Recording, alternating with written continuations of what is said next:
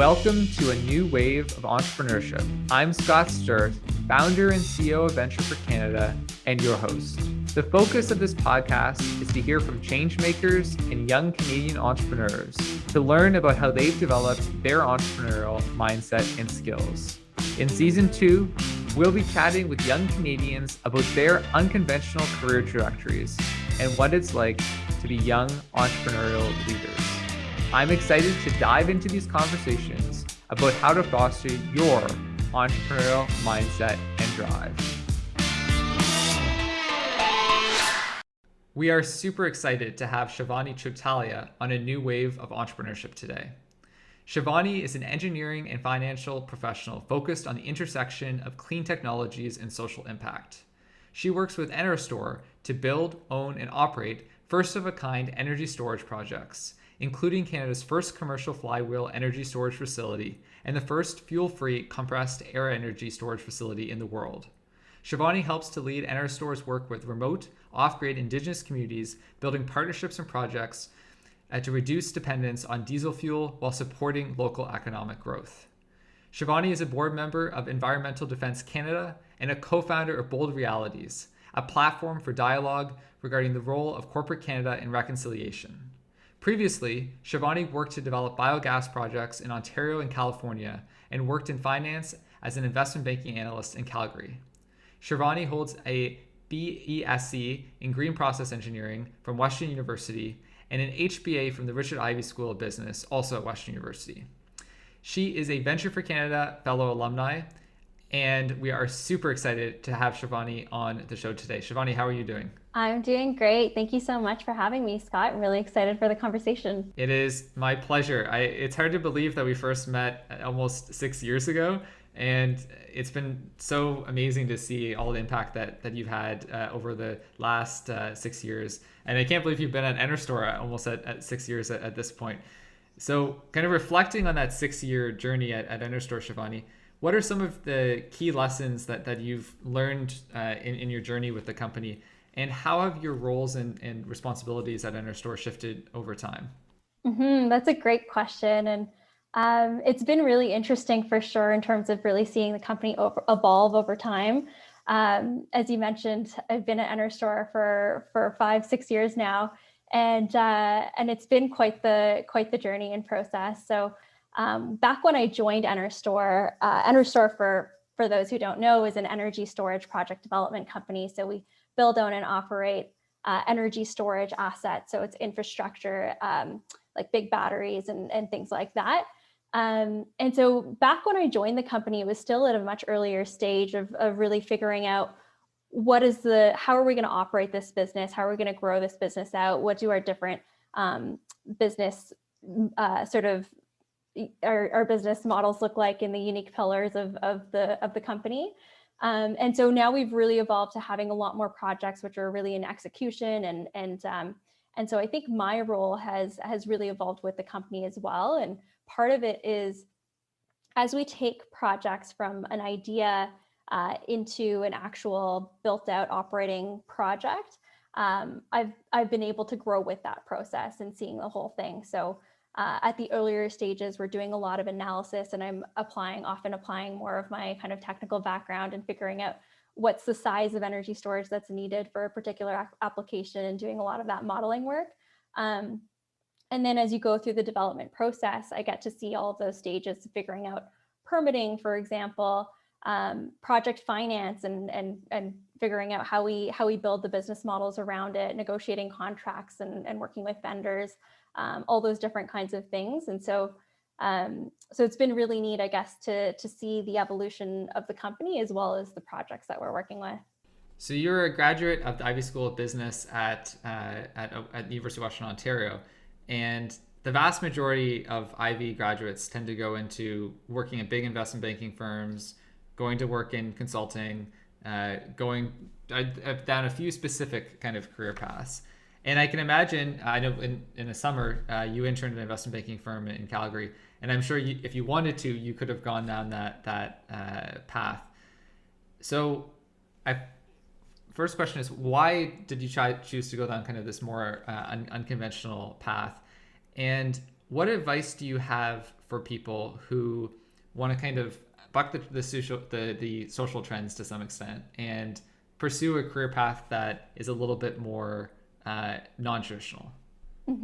So when I was in business school and still being in touch with actually Ivy now, I feel like there has been a little bit of a shift and there is more interest and ideally, I think there's a little more interest in kind of support around non-traditional career paths as well. But there was a very strong focus on the consulting, banking type of career paths that are out there and are kind of viewed as what you should be aiming for as a young smart person. I think for me, as you mentioned, I did work in investment banking for a summer, and I don't think I was ever particularly drawn to that as a career. It was almost sort of proving to myself that I could do it if I wanted to. But I think there's just so much more out there than those types of jobs. And I think most of the jobs that are out there in general are not necessarily ones that you could pinpoint, even like an engineer or a lawyer, those kinds of things. Those are fantastic careers, but I think there's so much more out there, like what you do, Scott, and what I think a lot of the folks in the Venture for Canada network do, that might not have been identified as while we were young people as something that was sort of a clear career path, but I think is much more aligned with sort of the interests and passions of what someone might want to do. Yeah, I think it's an important lesson for people to think about, particularly for recent grads when launching their careers, is to think that often people think, oh, I can be a lawyer or I can be a doctor. They think of really established kind of career paths. But the amount of different career permutations and paths people can go on is almost infinite. And there are so many different ways that people can pursue kind of a career. And I think, for example, you're pursuing a very unique, this combination of your engineering and your finance kind of background, and in a really creative and kind of impactful way. And if there's one potentially takeaway for listeners, it's don't necessarily feel like you need to conform and fit a specific box. Each person has their own journey, and ultimately try to figure out a career path that can meld some of your unique interests together. Absolutely. And I think there's a lot of value in that point specifically, Scott, of being able to bring together different pieces that you might be interested in that are sort of unique to you, that you're able to bring sort of a unique perspective forward and be able to sort of form your own path around those things. I think there's a lot of value in having sort of multiple interests and trying to stitch those together in unique ways. Yeah. When you were a university student and you were figuring out what kind of majors and degrees you wanted to do, and you ultimately decided on doing a dual degree where you got a HBA from Ivy and then also a bachelor in engineering, which is I think a great mixture, also a somewhat unique one. Walk us through kind of what was your decision-making process to pursue that specific academic path? Mm-hmm. And I think when I was in those moments, I didn't necessarily know what I was doing. I feel like looking back, it's easier to sort of draw the path and be like, okay, that sort of made sense. In the moment, I didn't actually really know what I wanted to do. And I had actually applied for business schools primarily and was looking at options around business schools. And when I found out that at Western with Ivy, because their business program with Ivy starts in third year, everybody going into the program has an opportunity to study something else for the first sort of 2 years of university. And they had this ability to do a dual degree. I was kind of like, yeah, that's a fantastic idea. Why not? And it took me a little while to figure out what I would want to do as sort of a second degree there. And I ended up settling on engineering. I didn't have, growing up, like I guess I knew a couple engineers in our sort of family friends group, but I didn't have any sort of close personal role models that were engineers that I really knew what that meant. But I did know that it focused on sort of sciences and math, and I was really interested, and I knew I was kind of good at math and liked those spaces. So I ended up choosing that. And then within engineering as well, figuring out kind of what type of engineering I was interested in was was also a big decision. And I was always really interested in climate, environmental issues. And so I ended up studying green process engineering, which was sort of a branch of chemical engineering, a little bit more focused on the environmental side. Um, and and again, looking back, I feel like that has served me well and kind of put me in a unique place of working in clean technology and bringing forward both of the business and engineering aspects. But I wouldn't say it was particularly planned at the time. So it's a bit of a chicken and an egg as well of, am I so interested in these pieces because I studied them, or did I just, because I was studying them, I got really interested in them and kept digging into them further as well. But it's yeah, I guess it ended up working out for me. I guess like the other thing that I could share and related to your previous question is how I got really interested in kind of the startup scene as well, and being in sort of a more non-traditional career in these spaces as well. So I guess through what I was studying, when I was looking for ways to apply that, I ended up becoming exposed to sort of the startup world and clean technology companies. And I worked for a summer with a plastics recycling company called Green Mantra Technologies. And it was a really fantastic experience. It was a very small company, and I was working with them to sort of design the scale up of the plant. And I loved just that atmosphere of being able to, especially as a young person still in university as well, like being able to really make an impact on what was needed to grow the company, and seeing sort of all aspects of the business, not just one part of it, as say a smaller engineering role. And so that really attracted me.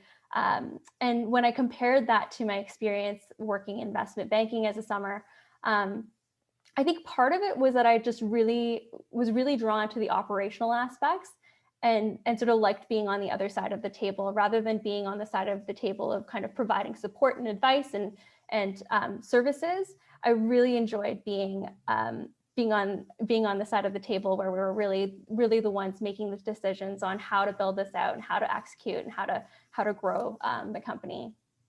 Your unique mixture of the engineering and finance skills, I think, it all probably also helps enhance your creativity as well, in the sense of one of the things is that when reading about kind of creativity is its ability to often interrelate or connect fields that are somewhat disparate.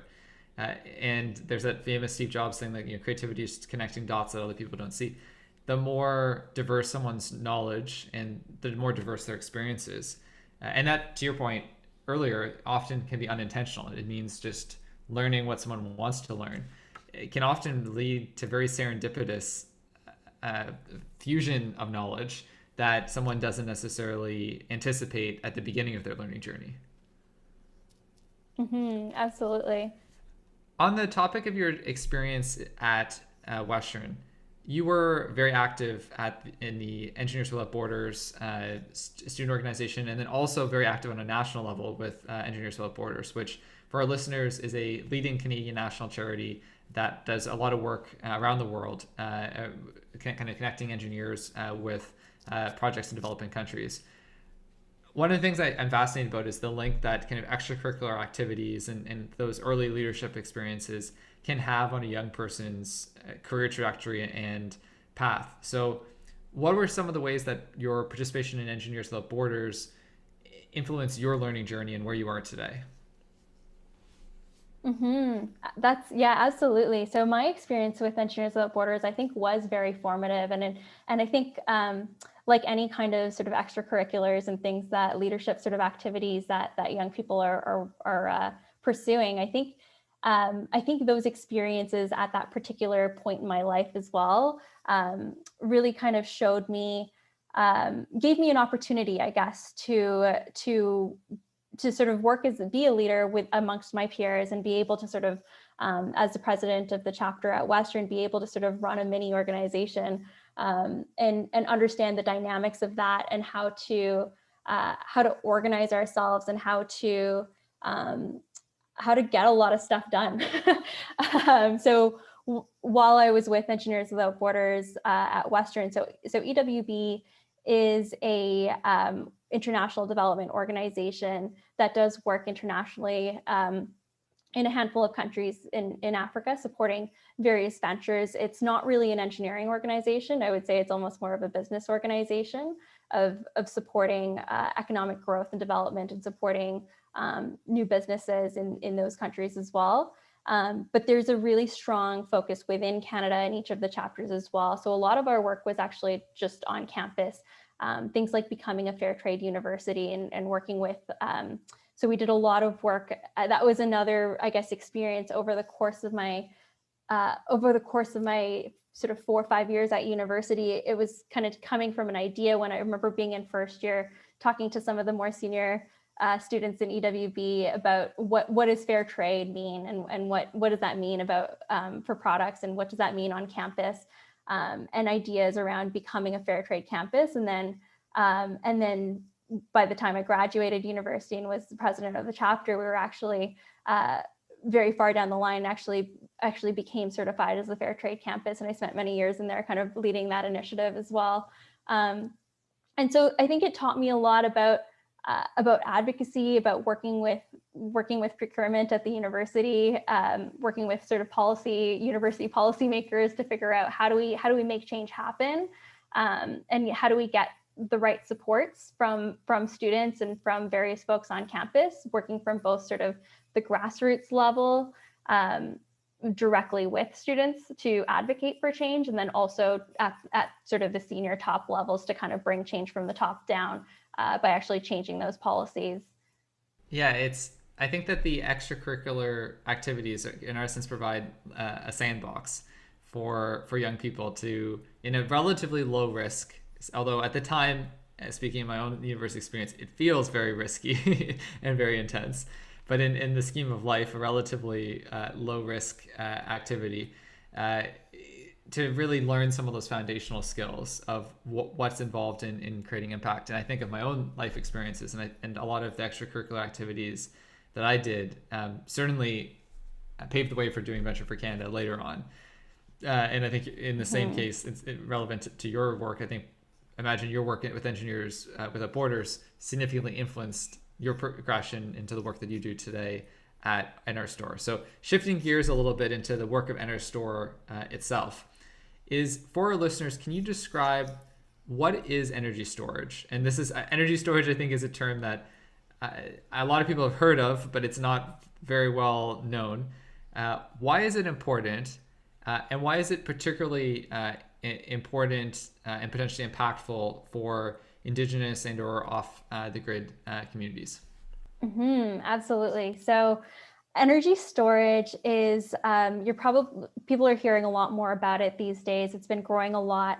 The industry's been growing a lot. The technologies have been growing. The costs have been coming down over the past sort of five years, even 10 years.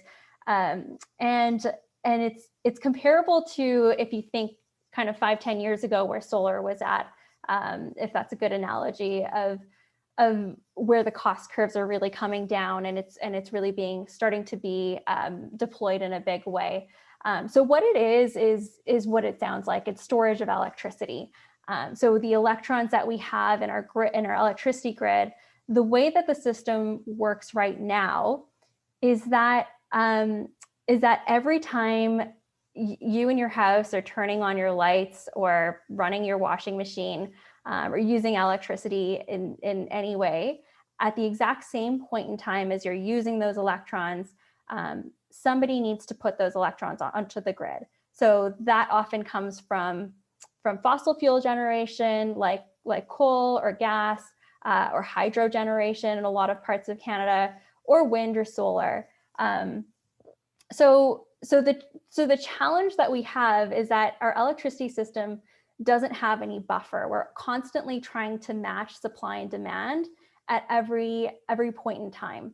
And I think that's a surprise to a lot of people, that we don't have buffer and inventory in the system. Every single sort of other industry has inventory where you can manage supply and demand by having that inventory in the middle.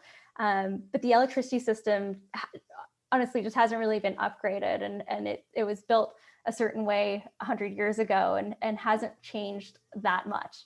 And so energy storage is a new tool that provides that inventory in the middle. You're able to take electrons when you don't need them, hold on to them, and then use them when you do need them. And so in a lot of ways, it's providing efficiency to the grid, optimizing, just balancing the supply and demand, so that you don't have to worry about that with other assets. And the reason that's becoming even more important today is because as we increase renewable energy from sources like solar or wind, the challenge with those sources of energy is that they're variable, or intermittent is what it's called. And what that means is that you can't control when the sun is shining and when your electrons are going to be produced, or when the wind is blowing and when those electrons are going to be produced. So you need to be able to take that energy, and even if the wind, so oftentimes wind is really strong at nighttime hours when there isn't a lot of load. So being able to take that electricity and use it when you actually need it becomes really important as we transition to net zero energy. The benefit of fossil fuel energy is that it is controllable, in the sense that you can ramp it up or down to match the load. And so as we transition away from fossil fuels, storage becomes a really important part of the picture to enable that to happen. And so just touching also on the remote communities piece of it. So there's a number of communities across Canada that are not connected to the electricity grid at all. Those communities are primarily in sort of far away remote locations, and primarily Indigenous communities. And they are reliant on diesel fuel for all of their power needs. The diesel fuel still has to get to those communities as well. So it's transported long distances, which sort of adds to the economic or the environmental impacts of it. It's expensive, and it's harmful to the local environment and the health of those communities as well. So now that we have the technologies of renewable energy and energy storage, it provides a really exciting alternative to diesel for those communities, where communities can actually develop their own projects and be able to use renewable energy for the power, of course, but also as an economic tool to own those assets and be able to secure long-term revenue streams that they can use to build out all kinds of other infrastructure, social supports that they might need, whatever they sort of need most in their own community. So the energy storage piece of it in the remote communities is allowing for more renewable energy to be integrated into those small microgrids as well. So there's often, you might be able to get to, say, 20% is a good rule of thumb of renewable energy penetration in a community without any energy storage. And energy storage really allows you to go beyond that. It sounds like energy storage really is kind of foundational for the kind of evolution of our energy systems towards more renewable resources, and also to the point that it is an example. Energy storage has the potential to make sure that these emerging green sustainable technologies are both environmentally very friendly, and then also economically very viable as well, of which there's great leaps that have been made. But I can imagine with energy storage, you're able to provide that much more of an economic return for investors in terms of investing in green energy projects. So on the topic of energy storage, and given its level of importance for not just Canada but for the world, what are some of the main challenges that exist regarding the adoption of energy storage? And then relatedly, in the coming kind of decades, what are some of the main opportunities, technological advancements that you see in this space that could be really promising? Mm-hmm. So I think the main challenge with energy storage is still figuring out the business model. And that is really what NRStor spends a lot of our time doing. And the thing is, it's more complicated than renewable energy on its own. When you have a solar facility, the way that there's a very clear revenue model where you're creating an electron and you're getting paid a certain price per kilowatt hour that you're creating. And so that's a pretty straightforward transaction of electricity produced and electricity sort of paid for and compensated. With energy storage, the reason it gets more compensated is it's not creating any new electricity.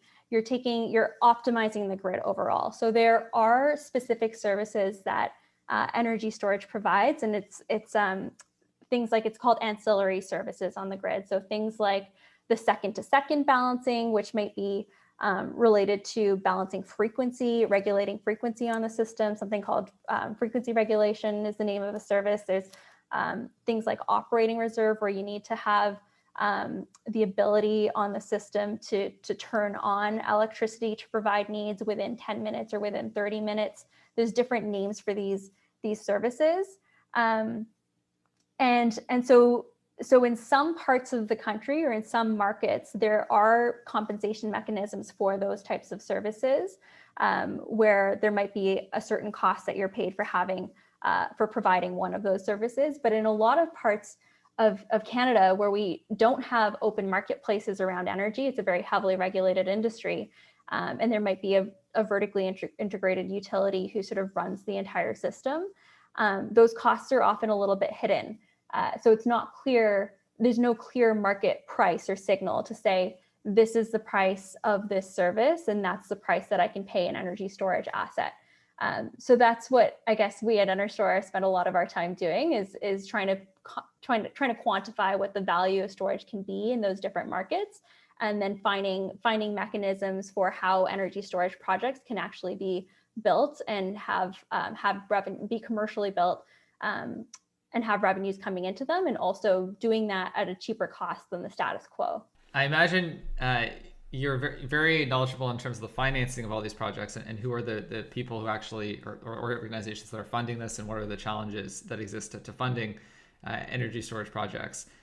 But given the evolving nature of the industry, who are like the main players making investments in energy storage, and is lack of access to financing or capital one of the main impediments that face energy storage development in Canada? So I would actually say the lack of capital is probably not the biggest impediment. I think it really is around the structures that exist and sort of opening up that market to enable projects to be proposed, and ensuring that there is mechanisms to be paid for those projects. I think when that is in place, the financing piece comes together, because there's a clear revenue mechanism, and there is a lot of folks who are interested in putting capital to work in low carbon energy infrastructure. So I would say, in my experience at least, that's not the biggest barrier. It's still around just figuring out the business models and pathways to actually get the projects. Just on the revenue side. I guess, sorry, what was the first part of that question again, Scott? It was about the lack of access to financing kind of for the energy storage space. And then the other part was about who are the main players that fund energy storage projects in Canada? Right. So it's similar to the renewable energy industry more broadly as well, of projects often use a project finance model, where there's a sort of a limited partnership structure where the assets are held and the contracts are held there, and financing for projects comes in at that project level. And so there's kind of your standard sort of breakdown of having debt financing as well as equity financing into these types of projects. And on the debt side, there is interest, depending on if there's a contracted revenue stream. I think a lot of the traditional banks are sometimes interested in providing debt to these types of projects as well. I would say there's also a lot of really interesting, for smaller projects, really interesting groups that are interested in supporting green infrastructure. One that comes to mind that would be really interesting for listeners as well, potentially, is CoPower, where they've opened it up to allow everyone, or if you have kind of a minimum threshold of investment, to be able to invest into these types of projects. So you don't have to be a large institutional investor. You can be an individual like you or I, investing in sort of green bonds, which support green energy infrastructure like this. On the equity side, there's a number of, I guess, large players in Canada, and we've seen interest from NRStor actually had investment into our company a little while back from some of the pension funds as well. And I think it is a growing space where people are interested in green infrastructure and trying to put their money to work in that space. Yeah, I can imagine, and especially the rise of ESG and the desire to align returns with social and environmental impact, that there is going to be a lot more of a focus on this sector. Although from what you're saying, it sounds like it's probably not the lack of financing that's an issue. It's more some of the structural kind of challenges. And in your answer to that question, it got me thinking around kind of systems change. And I think in the space you work in, you interact with many very complicated systems, in the sense of there's actual sort of technology itself, which is complicated, but also the nature of these utilities, and the electrical system is complicated. The governments and entities that regulate them, the various other, I'm sure, organizations that are involved. When thinking about your kind of role, to what extent do you think in the kind of work that you do, systems leadership is important? And for our listeners, could you define also what you think being a systems leader means? Yeah, so definitely, I think it's super important in this space. As you mentioned, there's just so many different stakeholders, and as a heavily regulated industry, there's so many pieces to that. So systems leadership is actually a concept I think I first encountered through Engineers Without Borders is really understanding what that system looks like and who all those stakeholders are, and how do you, in terms of systems change, like how do you actually work within that framework to implement kind of changes. So, trying to think of words that don't have the word in the definition. But I think it is really important, like just the leadership aspects of thinking about change generally. Like change is the only constant, right?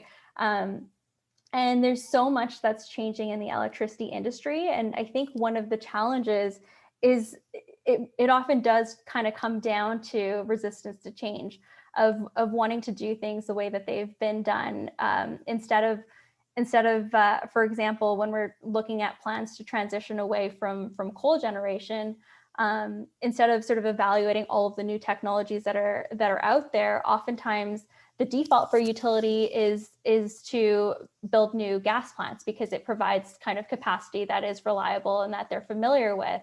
But that's probably not the right answer if we're trying to get to a net zero energy system and don't want to have more sort of stranded assets that are fossil fuel based. So I think like just that perspective on long-term thinking and leadership generally in the industry is super important. And I would give a lot of credit to at NRStor, my CEO, Annette Verschuren, who has really played that role in creating NRStor as a company and supporting the industry and sort of opening up the possibility of what the system could look like and how we actually get there. I agree. I think Annette is a great example of a systems leader. She's a phenomenal person, been a supporter and donor to Venture for Canada in the past, and really inspirational life story coming from rural Cape Breton to now one of the most influential business leaders in the country. You've worked with Annette for many years, and I'm sure had lots of interactions with her. What are some of the lessons that you've learned from working with Annette? And then also in your answer, if you could maybe just give a little bit additional context on Annette's background first, that would be great as well. Mm-hmm, absolutely. So Annette has a fantastic story, as you mentioned, Scott. But she has grown to be just a fantastic Canadian business leader. She grew Home Depot, led Home Depot, and grew it from like 60 stores to 600 stores. I can't remember the exact metrics around revenue and sales, but but she was there and really led the growth and expansion of that company overall. She also founded Michael's, the arts and crafts store in Canada, and built that out in this country as well. And so I think I've definitely learned a lot from Annette in working with her. And I think a big piece of it is actually mindset as well, of just kind of the, like, having that vision and belief of what the system can look like, and really being able to communicate that to all the various people and kind of incumbents and stakeholders in the industry to show to sort of show the way. And she actually, for anyone who's interested, she actually wrote a book called Bet on Me, which is a pretty good, like, a great read, and it's very easy read, and sort of a business book summarizing a bunch of her lessons. And one of her lessons that actually came from the book that's always really stuck with me, on sort of a personal level as well as business, and kind of relates to all aspects, is around when you make decisions. And she talked about how there's no such thing as a wrong decision. It's really just about making a decision. And then once you've made that decision, you can do all the things that make that the right decision. And it doesn't really matter like what you choose. It's just, it's kind of following that path. And that's something that's always kind of, that I sort of look to as a guiding principle. I agree. For our listeners, I definitely recommend checking out Annette's book, and she really is I think a fantastic role model for Canadians to look at, both in terms of her business success, but also I think of a business leader who really meaningfully invests in giving back. You look at the different boards that she's on and chairs, and I don't know how she manages all of her time commitments, because she makes impact on Canadian society in many, many different ways. And I think has also stayed in touch, I think, with her Cape Breton roots, and has that humility that is sometimes rare at that levels. But I think that she is very remarkable in many ways. So definitely recommend checking out the book. And that is a very remarkable Canadian. On the topic of kind of shifting back to energy storage and your work with Indigenous communities across the country, the topic of reconciliation and the relationship between Canada and Indigenous peoples is one that has often been overlooked for a long time, but is increasingly a focus of many conversations. And many of Canada's leading corporations have a complicated relationship with Indigenous peoples, particularly organizations that work in natural resources development, and have very complex relationships with Indigenous peoples. In this vein, what are the ways that you think leading Canadian companies can work with Indigenous peoples to pursue reconciliation? And yeah, would love to know your thoughts on this topic. Absolutely. So this is a huge topic, and I by no means would say that I'm an expert in it, but I think at the end of the day, it really does come down to respect, and also dialogue. And I think there's definitely been a lot of challenging history, but I think one of the paths forward is around sort of just real dialogue and real partnerships as well. And I know with NRStor, we don't represent the whole industry, but we definitely have built that into, I guess, our culture and approach to business is taking a partnerships first approach. And if we're building infrastructure, how do we do it in a meaningful partnership with the communities who are impacted by it and who are surrounded by those projects? And so we take that approach to not just our remote community projects, but our larger projects as well that are very connected. We actually just announced earlier this year a project in Southern Ontario called the Oneida Battery Project, which is a 50-50 partnership with Six Nations of the Grand Rivers Development Corporation. And it's a 250 megawatt, 1,000 megawatt hour battery energy storage facility. I don't know if that means much in terms of numbers to many of the listeners, but it's essentially what will be one of the largest energy storage projects in North America and in the world, really, if it were built tomorrow. So it's a really exciting project, and I think it's a demonstration that working in partnership with communities, Indigenous communities, is a fantastic opportunity that actually serves projects better as well, and can create a lot of local benefits. And I think it's not just it's a dialogue. So for that project in particular, and I guess all of our projects, it's about starting the dialogue and starting the partnership at the beginning. So it's not like we figure out a project and then bring it to someone as a last minute and say, how do we provide you some benefits out of this? It's really co-creating it together from the start of what is the idea? What could this look like? Where could it be? Where could it be located? How does the partnership look? What investment criteria is the community interested in? And how do we design something that's really unique and meaningful? It is a fascinating topic, and I definitely recommend our listeners, if you're interested in learning more, there's definitely a lot of evolving jurisprudence on the topic in Canada of what constitutes consent of Indigenous people, and what is meaningful consultation, and what is meaningful sharing of resources and the profits from natural resources development. It's a space that is evolving substantially, and Indigenous peoples are beginning to play an even larger role in natural resources kind of within the country. And I think that a lot of Canada's future in terms of natural resources sector, Indigenous people are going to play an increasingly important role. And that is a really good thing for Canada. There's still lots of progress to be made. But I think, the work of yourself, Shivani, and many, many other people, including many, many Indigenous leaders and Indigenous entrepreneurs across the country, is very inspirational and really important for Indigenous peoples, but also for Canada as a whole, as a country. Mm-hmm. And I would just add to that, Scott, like not just in natural resources broadly, but I think specifically in renewable energy as well. The amount of Indigenous sort of leadership in that space of really communities that are building projects and moving this forward is super encouraging and exciting.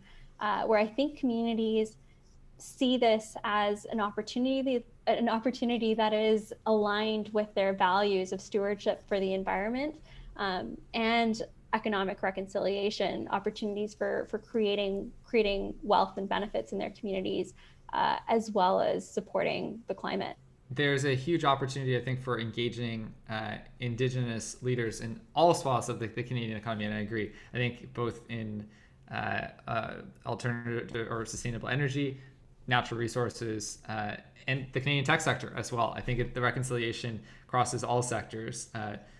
With, I think, natural resources, a one that will probably be particularly prominent, but I think it's important to look at the entire country and recognize that every sector has an important part to potentially play in supporting reconciliation. Shivani, this has been a fascinating conversation. We have touched on a lot of different topics, including non-traditional career paths, how extracurricular activities influence someone's learning and career growth, creativity, and how learning and studying different things can foster creativity, energy storage and what it is and what are its challenges and its potential benefits, systems leadership, and reconciliation.